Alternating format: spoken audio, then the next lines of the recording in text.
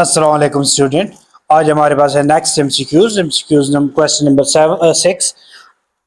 हमारे पास एक graph given है। इस ग्राफ में हमारे पास ये हमारे पास वाई एक्सिस है सेंटीमीटर में, और ये हमारे पास टाइम है along द एक्स एक्सिस। तो हमने क्या बताना है कि the graph about shows a wave which quantity of a wave does indicated segment represent.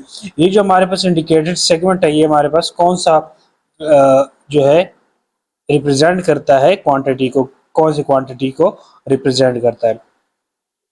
ठीक है, तो हमारे पास ऑप्शन में गिवन है कि ऑप्शन ए है हमारे पास फ्रीक्वेंसी, ऑप्शन बी हमारे पास क्या है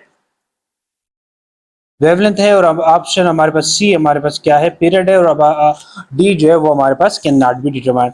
अगर अब इसको हम देखें तो हमारे पास देखो एक क्रस्ट से दूसरे क्रस्ट तक जो है ये हमारे पास वेवलेंथ कहलाता है। ठीक है, इसको हम लेमडा कहते होते हैं। ठीक है, मगर अब देखो अगर हमारे पास अगर अलॉन्ग एक्स एक्सिस देखें तो ये हमारे पास टाइम गिवन है, तो टाइम जा रहा है।